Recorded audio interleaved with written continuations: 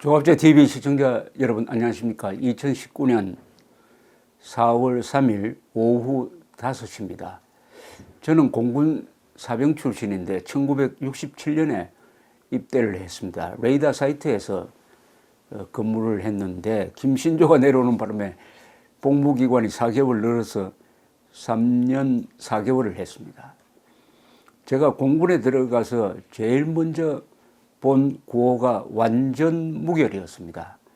제로 디펙트, 완전 무결이 당시 공군의 구호였습니다.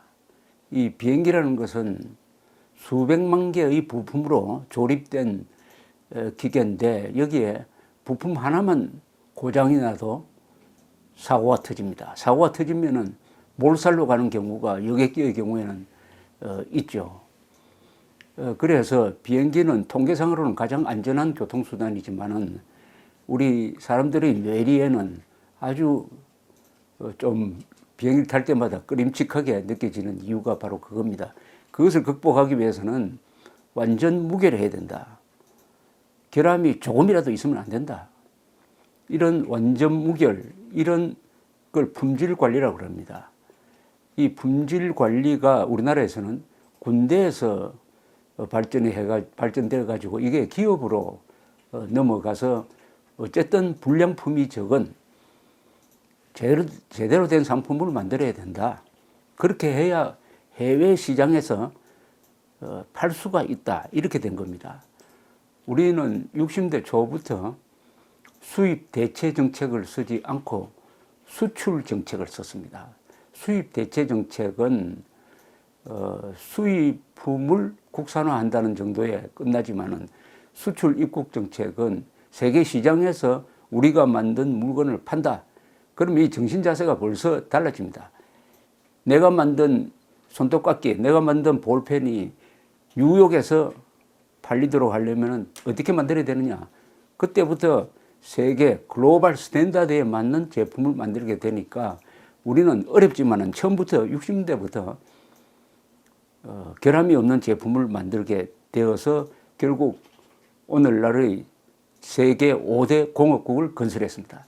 이 세계 5대 공업국을 건설하는 원동력은 정확성입니다. 정밀성입니다. 그런데 정밀성과 정확성이 통하지 않는 구석이 한 군데 있습니다. 우리나라의 정권입니다. 특히 문재인 정권입니다. 문재인 대통령입니다. 외교부입니다. 여기서 내놓는 연설이라든지 정책 보면은 부정확한 게 너무나 많습니다. 탈원전 정책도 이게 부정확한 정책입니다. 즉 한국의 원자력 발전소는 세계에서 가장 안전합니다. 그리고 세계에서 가장 효율적입니다. 방사능 유출 사고가 한 번도 난 적이 없습니다. 그런데 문재인 대통령은 세계에서 가장 위험하다고 했습니다. 그 근거로서 원자력 발전소를 없애는 근거로서 후쿠시마 원전 사고에서 1,300명이 죽었다고 했습니다. 그때 후쿠시마 원전으로 죽은 사람 한 사람도 없을 때였습니다. 이게 바로 부정확성입니다. 공무원이, 대통령이 부정확하게 행동하면은 나라가 망가지는 수가 있다는 것을 잘 보여주고 있습니다. 최근에 문제가 된 외교부 이딴 실수, 특히 어제 보도된 발칸반도하고 발틱 3국을 분간을 못해가지고 리투아니아, 에스토니아, 라트비아를 발칸 국가인 것처럼 표기를 했다가 지금 조롱거리가 되고 있는 것도 이 부정확성입니다.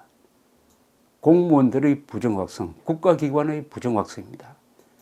무기가 부정확하면 되겠습니까? 무기가 부정확하게 날아가면 되겠습니까? 북쪽으로 쏜 무기가 남쪽으로 날아가면 되겠습니까? 그런데 문재인 정권 사람들은 이런 일을 예사로 합니다. 그런데 이런 부정확성은 어디서 나오느냐? 이 말에서 나옵니다.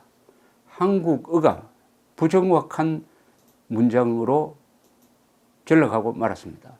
왜냐? 지난 40년 동안 한글 전용을 하다가 보니까 한자어는 반드시 한자로 표기를 해야 되는데 이것을 한글로 표기하다 보니까 그 의미가 정확하게 전달이 되지 않습니다. 그 단어의 뜻이 두루뭉실하게 전달이 됩니다. 부정확하게 전달이 됩니다. 이런 언어 생활을 오래 하다 보면 사람들의 생각도 부정확해집니다. 애매모호해집니다. 적당주의가 됩니다. 그런 예를 제가 지금 소개를 해드리겠습니다. 박근혜 전 대통령이나 문재인 현 대통령이나 황교안 자유한국당 대표가 공통적으로 문법이 틀린 연설을 합니다. 단어를 잘못 쓰는 걸 제가 하나 지적을 하려고 합니다. 예컨대 문재인 대통령의 2017년 9월 28일 제69주년 국군의 날 기념사에서 문재인 대통령은 이런 연설을 했습니다. 우리 정부와 군은 국민과 조국의 안위를 지키는 일에 그 어떤 주저함도 없을 것입니다. 국민과 조국의 안위를 지키는 최전선의 군과 대통령은 늘 함께 있을 것입니다. 조국의 안위를 지킨다고 그랬어요. 조국의 안위를 지킨다. 여러분, 안위 무슨 말인지 아십니까? 안위, 바로 이겁니다. 안위.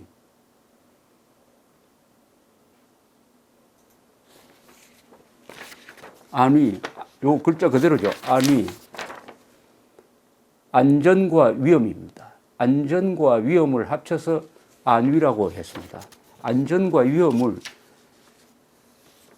지닌 두 가지 상반되는 뜻을 지닌 단어가 안위입니다. 그런데 문재인 대통령이 조국의 안위를 지키는 일이라는 것은 조국의 안전과 위험을 지키는 일이라고 했습니다.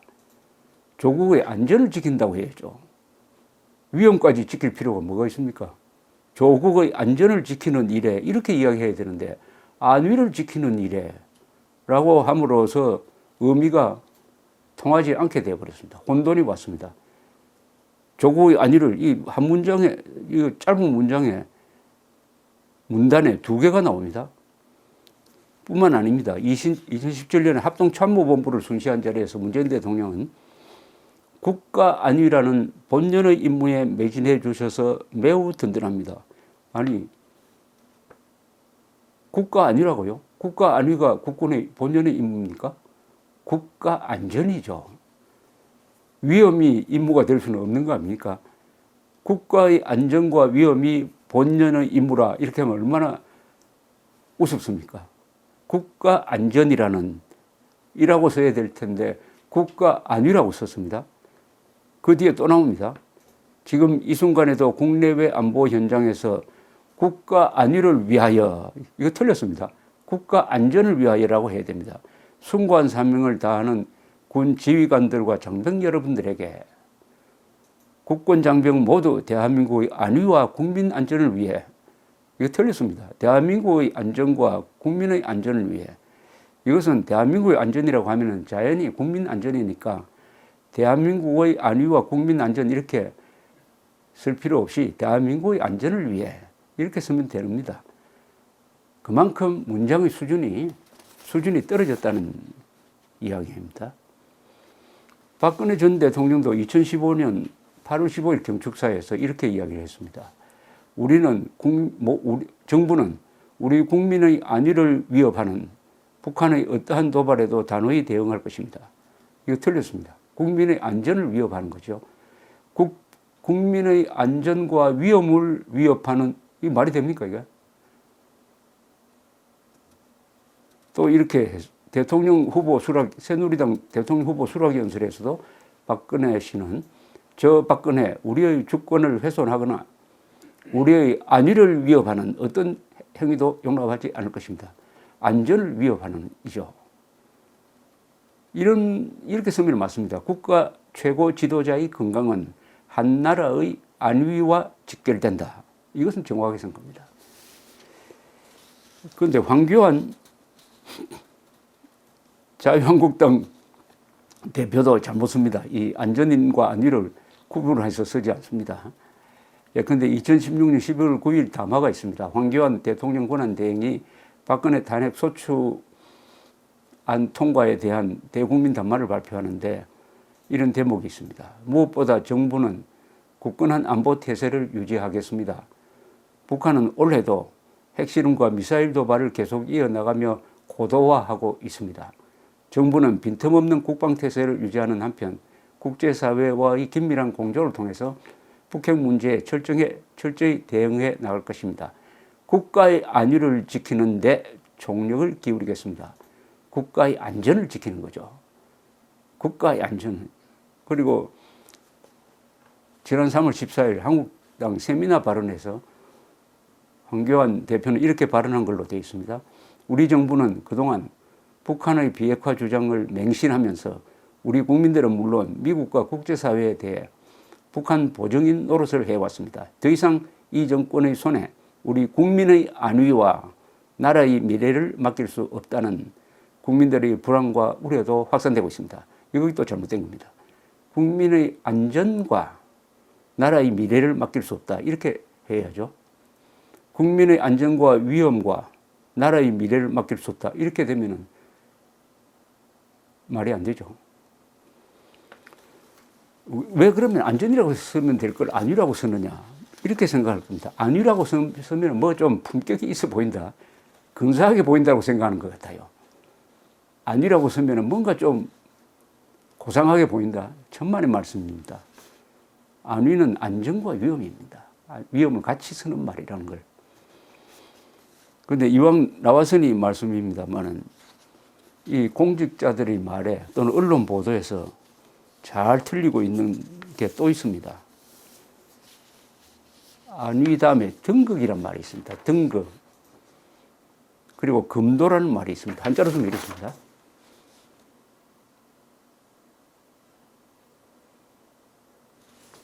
여기서 등극은 최고의 위치에 오른다는 뜻입니다. 그러니까 황제가 즉위하는 것을 등극이라고 그러죠.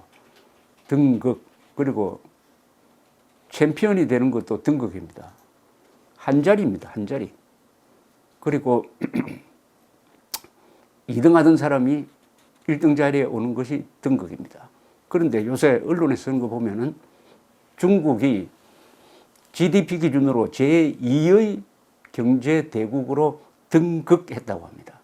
등극했다고 합니다. 이거 틀린 말입니다. 2등이 되는 것은 등극이 아닙니다. 1등이 돼야 등극입니다. 또 언론인들이 잘 틀리는 말이 있습니다. 어떤 사람을 비판할 때 어느 당은 또 어느 국회의원은 금도를 넘었다 이렇게 이야기합니다. 그렇게 말하면 참 근사하게 보이는 것 같죠. 금도를 넘어섰다. 그러니까 레드라인을 넘었다. 금지선을 넘었다.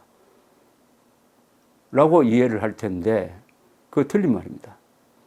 금도라는 단어는 한자를 찾아보면 이 단어입니다. 금도. 맨 밑에 있는 이 금도. 이것은 금지선이 아니고 어떤 사람이 아주 포용성이 있고 너그럽다는 뜻입니다. 저 사람은 금도를 안다. 이렇게 이야기를 합니다. 금도를 안다고 하면은 너그러울 줄을 안다. 용서할 줄을 안다. 사람이 아주 통이 크다 하는 그런 뜻입니다. 금도. 그러나 금도를 넘어섰다 하면은 금도가 금지금자로 쓰는 걸로 해석이 돼가지고 금지선을 넘었다 이렇게 되는 건데 금도를 안다면은 사람이 너그럽다. 완전히 반대 말입니다. 그런데 우리 정치인들은 금도를 넘었다 이렇게 하면은 금지선을 넘었다. 한계를 넘었다. 이런 뜻인 줄 알고 쓰고 있습니다. 정확한 언어를 써야 됩니다. 이 정확한 언어를 써야 행동도 정확해집니다. 말이 생각을 지배합니다. 정확한 한국어를 써야 한국에서 하는 활동, 한국인들이 하는 활동, 그게 정치든 학문이든 언론이든 기업이든 산업 현장이든 행동이 정확해지는 것입니다. 그럼 어떻게 하면 되겠습니까? 한자를 써야 합니다. 한자와 한글을 같이 써야 합니다. 우리나라 국어사전 펼쳐보면 70%의 단어는 다 한자어에서 나왔습니다. 그것은 한자로 표기해야 합니다. 그리고 나머지 30%는 좋다, 나쁘다, 파랗다, 노랗다 하는 이런 것은 한글로 표기해야 합니다. 그래서 세계 최고의 표음 문자인 한글과 세계 최고의 표의 문자인 한자를 같이 쓰면은 한국어는 세계에서 가장 아름다운 그리고 세계에서 가장 표현력이 정확한 글이 되는 것입니다. 그런 글을 쓰다가 보면 사람도 최고가 되는 겁니다. 그런데 70%의 한자어를 한글로 표기하면은 한글로 읽어도 의미를 모르게 됩니다. 이처럼 우리나라 최고 엘리트가 안위라는 말을 잘못 쓰고 있는 게 대표적인 것이죠. 이게 습관이 되면은 인간의 행동이 부정확해지고 질서가 없어지고 그리고 품격이 떨어져 버립니다. 품격이 떨어집니다. 정확한 한국어를 써야 품격이 높아집니다. 국격이 높아집니다. 발칸반도와 발틱을 구분하지 못한다는 것도 이렇게 추측에 올라가면 한글 전용의 폐해라고 저는 그렇게 해석을 합니다. 감사합니다.